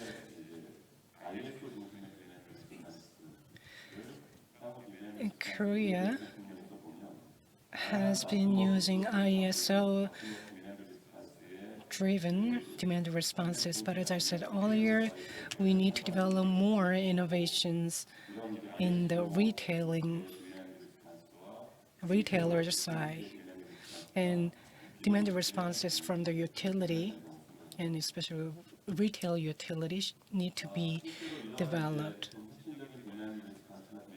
And innovative demand responses and innovations on the demand responses, let's assume that we already obtained them, then we will be better in dealing with overgeneration. Currently, many approaches and methods and technologies have been demonstrated. The examples include a heat pump and electronic boilers. So these are also the examples of sector coupling, and their purpose is the same, which is the power supply stability. Next, starting next February, there will be new electricity market. There will be more than one new electricity market, and one of them will be two-way market. And demand will not be dependent on forecasts. We will use bidding system more, and this requires more demand responses. And that will contribute to enhancing efficiency of the markets. And from the retailers' perspectives, as in the retailers are the bidders, and they will inevitably experience some risks in the markets. So they need some tools and means to hedge against the risks. For physical hedging, they can literally use demand responses. For financial hedging, they can use swap control and other means.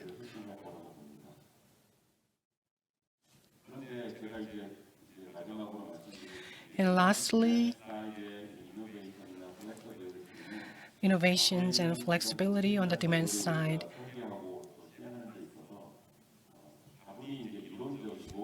have been dealt with only theoretically in the past. But if you look at other countries around the world, not just the electricity market and other areas and other industries, they are adopting more data-driven methods. So on top of the traditional and conventional methods, we will be using more data-driven approach. By data-driven approach, I mean when we develop a new policy, we take the most out of raw data and use diverse mathematics to create data sets, which is the most important part here. And we can use the data sets for more experience. And the next stage will be developing pilot programs. And those pilot programs will contribute to advancing our market. And this is the ideal structure that I envision. So I strongly believe that we will adopt data-driven approaches. And these are the results of our research. This is just for your information. When we interpret and translate bottom-up demand flexibility, I believe the agent-based data-driven approach is very effective. There are small-scale analysis, for example, small analysis or small electric vehicle, and we will have more or larger scale database. So we will need to develop a modeling approach for behaviors, and they will have a certain impact on the electricity market. This requires some analytics and interpretation. And to maximize the innovation in demand side, we can take more advantage of this new approach. So for innovations in on the demand side, new approaches will be needed. And this is an example, but in the interest of time, I'm going to skip this. I'm not going to go into detail. So this is my conclusion. Innovations for the electricity market should come from different areas simultaneously. So innovation should be made on the demand side as well. And we need regulatory frameworks. We need to design adequate incentive mechanism and governance. And we have to think realistically. We have different stakeholders in the electricity market. Different stakeholders, they have different responsibilities. We need to design responsibilities and roles are allocated equally. And the most important enablers that induce consumption is price and tariff. So we need adequate price schemes and tariffs, both in the retail and the wholesale markets. And their structure should be passed through. When it happens, new operators and new business will be able to provide us with new services. For technology innovation, I already suggested my solutions earlier, but if I can add one more thing, we have developed technologies and our emphasis has been on demonstration of the technology. But in the future, I believe there will be a shift toward ensuring and proving that the technology can have an impact in our livelihood. So we need more demonstrations that can show effectiveness. This is the end of my presentation. Professor Jin-ho Kim, thank you so much for your insightful presentation. We are in the phase of transformation in the electricity market. Now I will open up the floor to take questions from the audience. If you have any questions, please raise your hand. 예. 교수님 말씀 잘 듣습니다. Thank you, Professor, for your presentation. I fully agree with you when it comes to innovations on the demand side. You are the expert. ISO, demand innovation. As you said, you expressed it very beautifully, but there are challenges facing us. Retail DR can be one of the tools in other countries, but if you look at the Korean market, there's only one massive utility. So I'm not sure if we can ensure your idea, we can realize your idea. And ISO DR has a different objective from retail DR. Retail DR's primary objective is to maximize profits. Then there could be a collision between wholesale DRs and retail DRs. So whose side should we take? Utility has had no need to be involved with retail DR.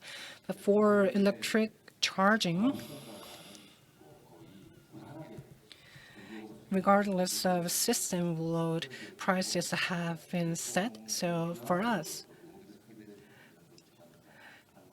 it is more ideal that prices should be designed that would focus and emphasis on systems. Thank you for your comment. So my short answer is we should do better. Your first question, if I understand correctly, is about when there is no competition in sales, how the innovation on demand side how effective the innovation on the demand side will be. Of course, competition is important. Competition will be required, but we have to think about with which methods we will encourage competition. And there will be a new area on the innovation for the innovations on the demand side. As we all know, DR has been transacted in the Korea Power Exchange, but it was totally opposite several decades ago. It was a CAPCO, but we have finally reached here. So I think finally, at the end of the day, it will be 50-50. Retailer will ensure economic feasibility, but I agree with you. There will be a potential collision, and ISO will not give up on financial DR, which is already happening in other countries. I think Korea will follow the footsteps of other countries. There is another question. Thank you very much for your presentation. We are seeing this increase in renewable energy sources on the supply side, and the same thing is expected to happen on the demand side. In 2008, there was data release. Overall DR will account for 20% of the total demand, but it is only 5 to 6% in Korea. But overall, the 50% at the tail should come from bidding, as you pointed out in your presentation. But in the US and in FOC, digitalization has been advanced on the demand side, especially for cooling and heating. All the devices have been digitalized. And digitalization will be more effective for controlling the demand side. If you look at the DR, we are shifting toward incentive. But if we try to control more, basically, the devices, we will see that devices on the demand side would have been already digitalized. When they are controlled, we will see immediate effects. But the problem is there are too many devices. So as you rightly pointed out, as you proposed an idea for bidding, if you look at the digitalization, accurate measuring, effective measuring of a number of small devices and controlling them. We moved past the stage of simulation for them. We are already using them.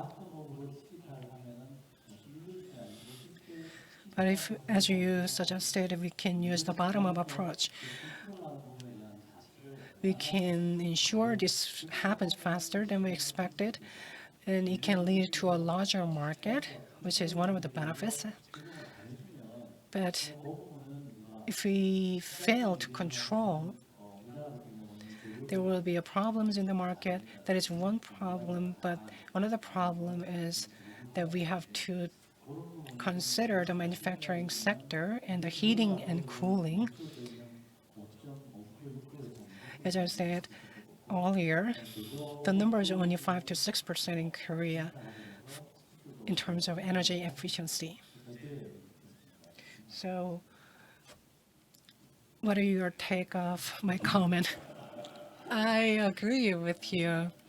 Thank you for your insight. So if I understand your comment correctly, we need to create demand from the new business areas, and we are already seeing this in other countries.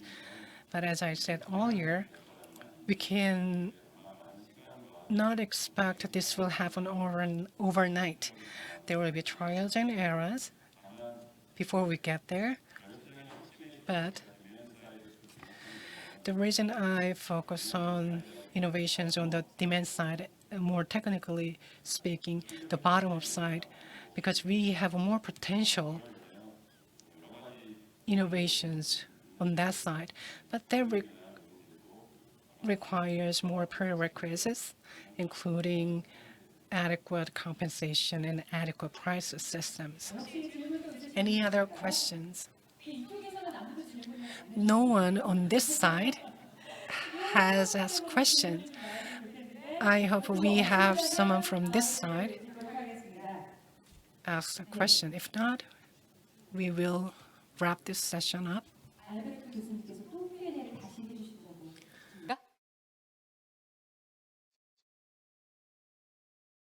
아, 알베르토 교수님께서 강연을 듣고 질문이 있으시다고 합니다. 교수님, 괜찮으실까요? Professor Alberto has a question for you, Professor Kim. So do we have Professor Alberto with us?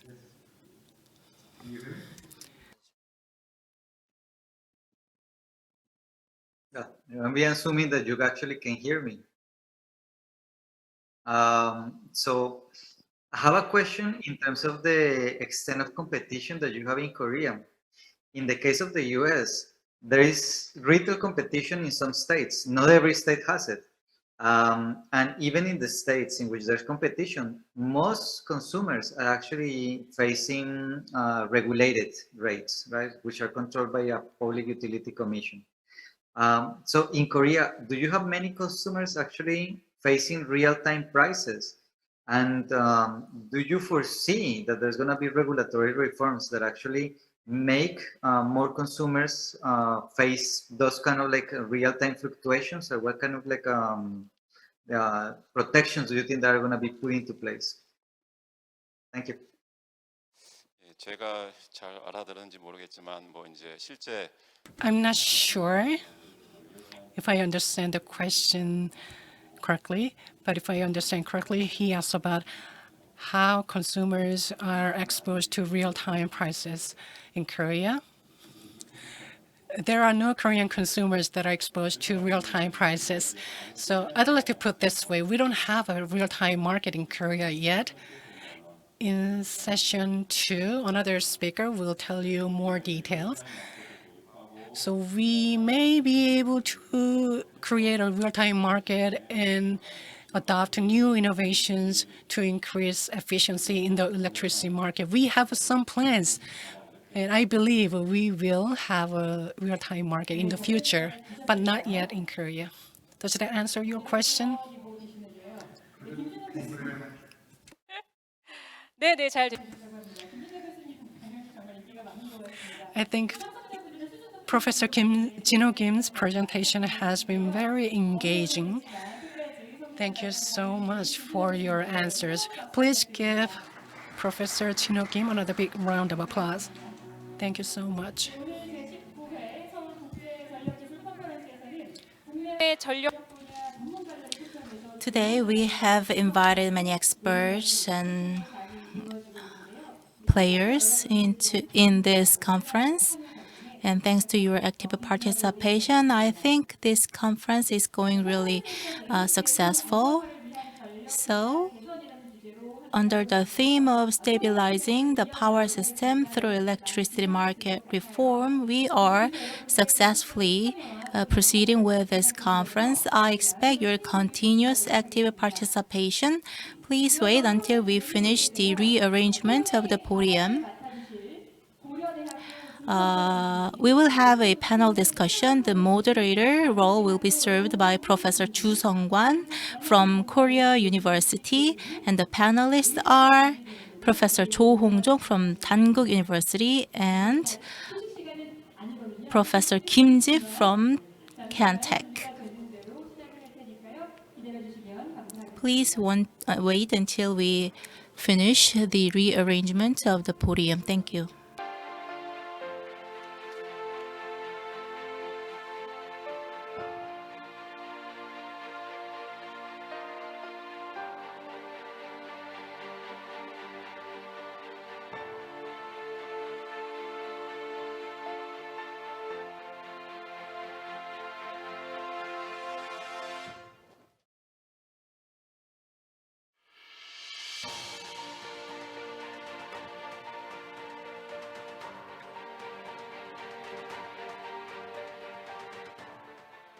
네, 패널 토론 So it's time to start the panel discussion. Let me introduce our moderator and panelist.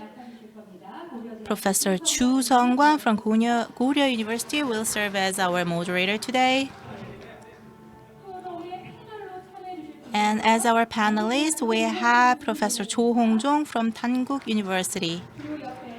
And next to him, Professor Kim Ji from Korea Institute of Energy Technology. Please give them a big round of applause. So from now on, I will turn the podium to our moderator. Greetings. My name is Chu Sung-kwan, your moderator today. First of all, it's very nice to meet you all. Before we start the panel discussion, let me introduce our panelists. Today we have Professor Cho Hong-jong from Dankook University and Professor Kim Ji from Cantech. This session is about stabilizing the power system through electricity market reform. We had three different presenters today. Professor Alberto Lamadrid talked about the results of his work, the result of new mechanism. And as a second speaker, we had Mr. An Jae-gyun. He talked about FIP as an incentive for renewables and ESS. And lastly, Professor Kim Jin-ho explained about demand-side innovation, governance, policy innovation. From now on, our panelists will present their comments on those presentations. First, Professor Cho Hong-jong from Dankook University. How much time do we have? I think we are quite a lot behind the schedule, so we only have 25 minutes. Okay, I will finish within 10 minutes. For electricity market, if you look at the global trend or the desirable direction. We use a lot of decarbonizing, decentralization, deregulation, digitalization. These four is something that we must achieve. And there are means for that.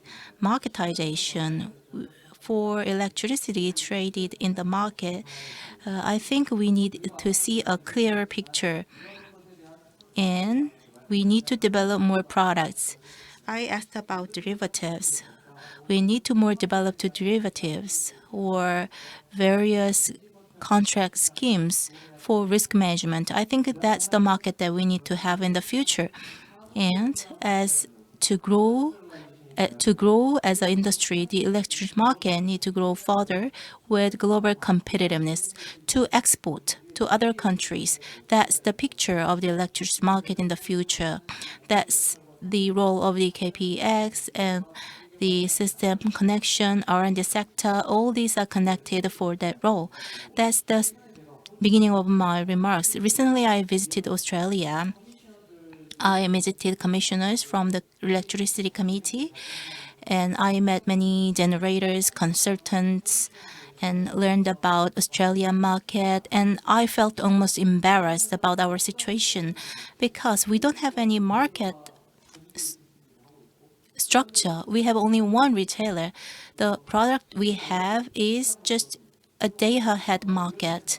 And we were asked if we have a real-time market. And we said, no, I'm quite frustrated with this current situation.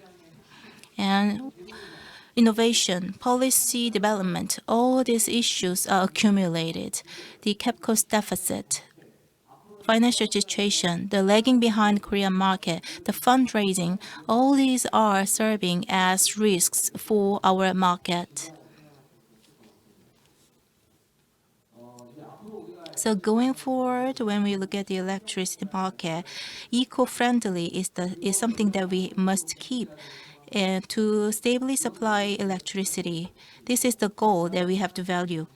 And for stable and fair electricity supply, which we have been achieving with more renewables, with more volatility, we need to think about how we can solve all this.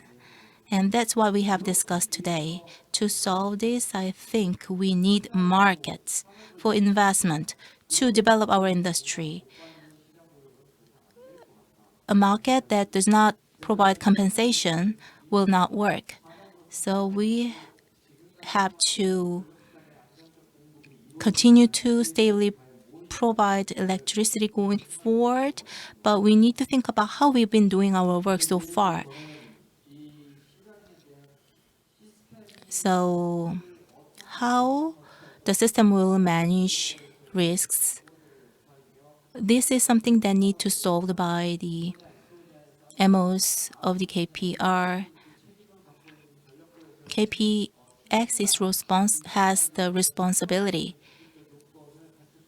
And about the digitalization, do we have the capability for that? When we think about the amount of work that the employees of KPX has to do in the autumn, I think we are going to have a difficult situation going forward. Investment in technology, R&D, and market clearing to provide enough incentives, taking the risk. When we think about this, I think we need to maintain the level of risk to the extent that we can bear. And without innovation in the retail market, we cannot solve these problems.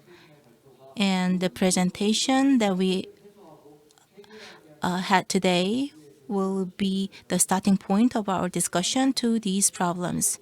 In the second session, I will think we will have more discussion on the fact that we cannot maintain the market as it is today. You might think I'm talking about too much risk, but it is obvious to me. The things that I'm talking about will come. The moment of truth.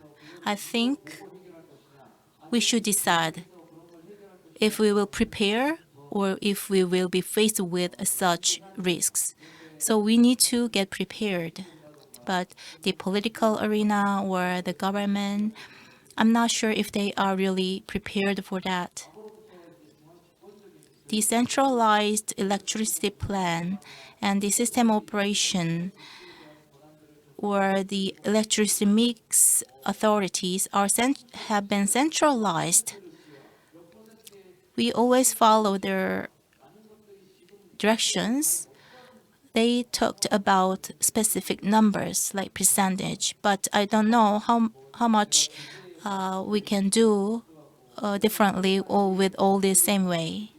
So I think we should act now. And WA, ESS, flexible resources should be promoted with our effort. This market will see compensation. How much we talk about DR, fast DR, without compensation, we will not see any success. At least participants need incentives to act. And I think by making investment, I think we can build innovative system. That's the way the electricity system need to go. I have a lot of things to talk about, but this will end my comments. Thank you very much. It was really insightful. I thought RO is regional operator, but it was responsive operator. Now I'll turn the microphone to Professor Kim Jip. 네, Hello everyone, I'm Kim Jip from Kentech. I learned a lot from the three speakers in this session, and they all dealt with very timely topics. The first point I'd like to make is that we have been using conventional resources when we didn't have an increase in renewable energy sources in the energy mix. So we have been using a deterministic method. But now we have renewable energy in our energy mix. Now we have to change. We are still using deterministic method, and the electricity market and many other energy markets are trying to accept innovations. That is why I asked the question for the first speaker, and we learned a lot of insights from the first speaker, Professor Madrid, and he mentioned about stochasticity, and the price will be determined, and it will not be a deterministic price, it will be stochastic price, and that will inherently include uncertainties and variability. So can we force the market participants to accept this type of a price? Maybe we can argue that they can maximize their profits by using this stochastic pricing. And there are many literatures that suggest in-depth solution for realizing the stochastic pricing. Here's my thought. Even without changing the current market structure, we can still apply this stochastic price mechanism. In the deterministic method, we already set the scheduled resources, and based on that, we decide our compensation level. But if we move toward the stochastic method, we can set price depending on different renewable energy sources, for example, wind power or solar power. And the adequate level of generated resources will be determined automatically, and that will lead to a reduction in unnecessary costs, and that will give more benefits and more compensation specifically to the market participants. This means a lot in terms of benefits. So I think we should set aside some time to think about this. And my second point is about the second speaker, Professor An. And I'd like to thank him for giving us very insightful definition. He also suggested the direction we have to move forward. And regarding LMP, You showed us energy congestion and loss. That is very textbook-like LMP model. But we have to think again what LMP model we are going to apply for different reasons. He also mentioned the nodal and Jones. But when it comes to LMP, as you know, the KPX model uses shadow pricing, and that is in part, that is a sort of LMP. But when we talk about reliability, because we are discussing reliability and stability of the electricity market, what constraints should we apply to ensure stability and reliability in the electricity market? We should overcome the inertia in mathematics, and the inertia mathematics can be included in LMP. So we have to deal with these different equations regarding LMP. So we are having these market participants, they are considering flexibility and resource flexibility. Regarding the last speaker, Professor Chino Kim, if I understand correctly, I think his point is feasibility. It's all about feasibility. System operators, let's say they have so many renewable resources in their energy mix, and it increases the difficulty of their management. So this requires some solutions, and the solutions, most solutions can come from the demand side. Behind the meter is one example, and DR, they should be more visible, especially in the KPX and the electricity market. I think his point is this, and that requires collection of SMRs or small-scale resources, and that means the importance of navigators. And this was briefly mentioned during the Q&A session, and SDR was recently adopted for system reliability. We are talking about this, but when the system frequency goes down, we try to shut it down, but it is very difficult for market participants to understand this process. But even within the short time frame, we can still realize some demand. So aggregators can tell each market operators and participants that you have this much and how much flexibility you can give us in return. And we need this communication. And that's the direction we have to move forward. Thank you so much. Thank you very much, Professor Kim Jip. I think trans-constraint optimization, stock something, there are many things that I'm not really aware of. I think this is quite academic. It's a really academic conference, I think. So our panelists have summarized and made comments about the presentation that we have. From now on, we will take questions from the floor, and please identify yourself.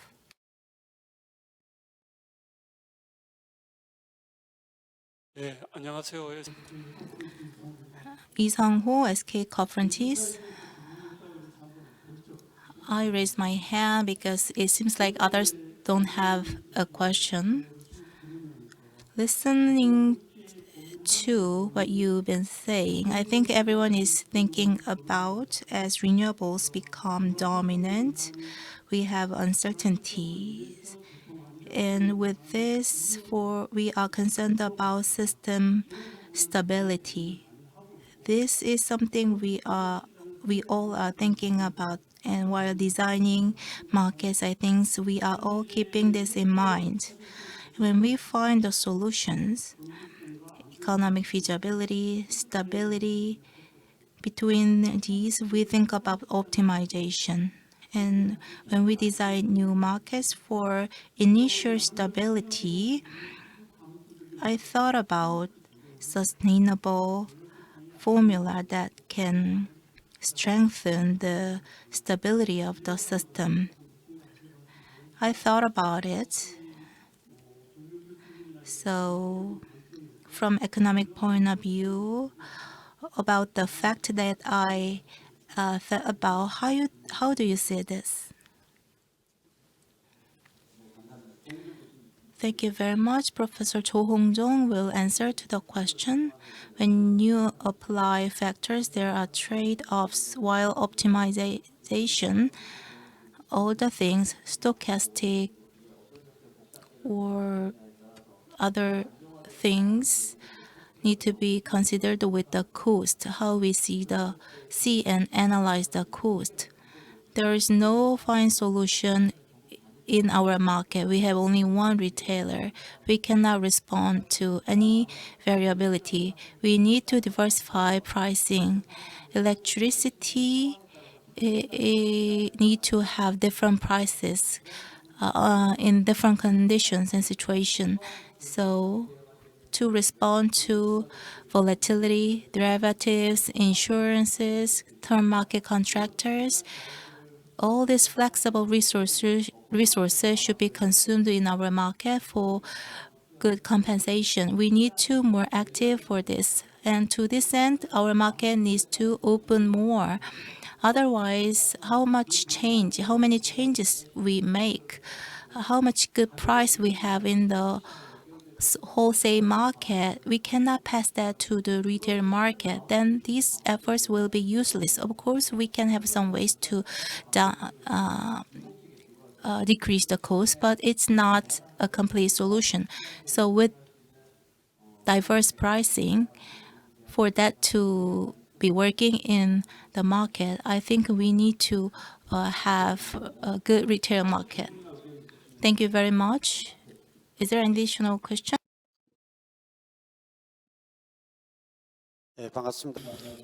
Good afternoon, everyone. I'm Young-moon Kim, the CEO of Korea East-West Power. I'm not holding this microphone to ask a question. Some of you may know that I'm a kind of an outsider of the electricity market, so it is very hard for me to follow what you've been discussing. But I think I learned a lot from this discussion. So we have these power systems. Our common goal, I believe, is how we ensure stability and reliability of our power systems. I think we should think out of the box. What I mean by that is that the conventional generators, such as coal, they are controllable. We can switch them on and off. It's a large scale generator, and they are in a limited location. But future generators, there will be renewable energy sources. They are out of our control, and they are very small scale. And we cannot choose the site for renewable energy sources. So we has been accustomed to controllable energy sources and generators, but now we are moving toward renewable energy sources that are not controllable. So this is a huge evolution. So to cope with that, we need totally new systems. So we may have to take the most out of the existing facilities and locations. So once again, we have to think out of the box. We are trying to deal with variability coming out of renewable energy sources with the conventional methods. And another point I'd like to make is BIP and photovoltaic power on a building. Do you think we can make them happen? If we can make that happen, it is revolution. It will be revolution because households will be sellers of power, not just consumers. Then it will lead to more than 20 million sellers of power, individual sellers. So I wanted to make this comment. Thank you very much for your comment. The first part of your comment is about VPP and new technologies to deal with the variability of new renewable sources. And the second part of your comment can be addressed better with these two panelists or Dr. An Jae-kyun. Okay, I'll take the question. While studying the electricity market, now I'm working for a renewable team. And BIPV is quite focused by Korea Power of East West, and they are making investment in this. For BIPV, for economic feasibility, we need tandem technology to dramatically decrease the cost. It is something that is ongoing, and BIPV, when it comes to, there is interior demand, so it can be energy cost or interior cost. It's quite a complex issue, so I cannot give you a simple answer when it comes to economic feasibility. And for this, with economic feasibility, how we can respond to the issues on the power system. As the Act on Distributed Power has just passed, and as we have more sophisticated system, I think the distribution network is something quite important going forward on the system. Thank you very much for your answer. Now I will take the very last question from the floor. Is there anyone who has a question? Okay, at the last row.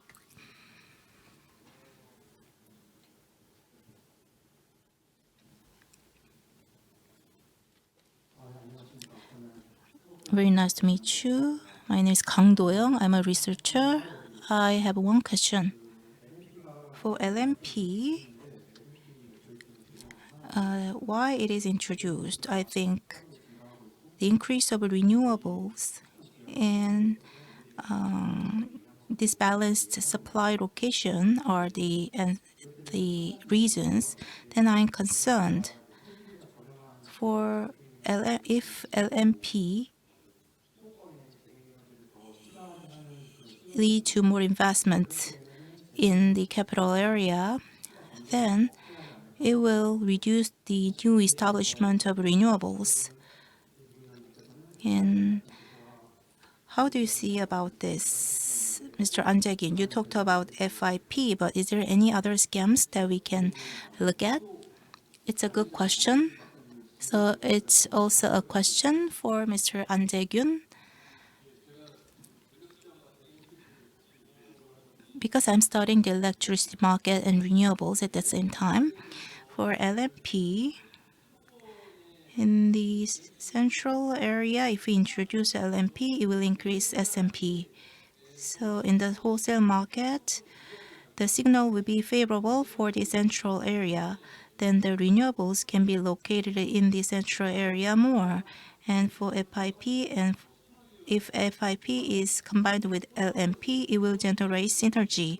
So a proper amount for Honam area, and in the central area, a proper level of supply cost with FIP and LMP, and it will decrease the entire cost for Korea. So FIP and LMP are quite good matching under some principles. There are many reports on this.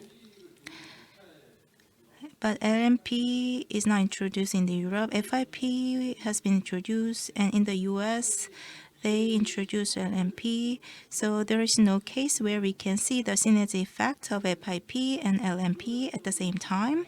So in this sense, I think Korea can become a good example going forward. So in conclusion, from academic point of view, FIP and LMP are good matching. Thank you. Thank you very much for your answer. And thank you for your active participation. Please give all of us a big round of applause. This wraps up the first panel session. Thank you. 고려대학교 주성관 교수. Professor Sung-Kwan-ju from Korea University, thank you very much for being very punctual and being a great moderator for the panel discussion. And I'd like to thank all of you for staying with us despite the little delay in our schedule. And I'd like to thank Professor and researcher An Jae-gyun for his hard work. Thank you so much. And this is the end of the first panel session. We will take a 20-minute break before beginning the second session. In the second session, we will discuss boosting the new energy market and new energy business. Those who are joining us via online, please leave your review of this conference on the online chat window. We will have a lucky draw and give you some gifts to the winners. Thank you so much.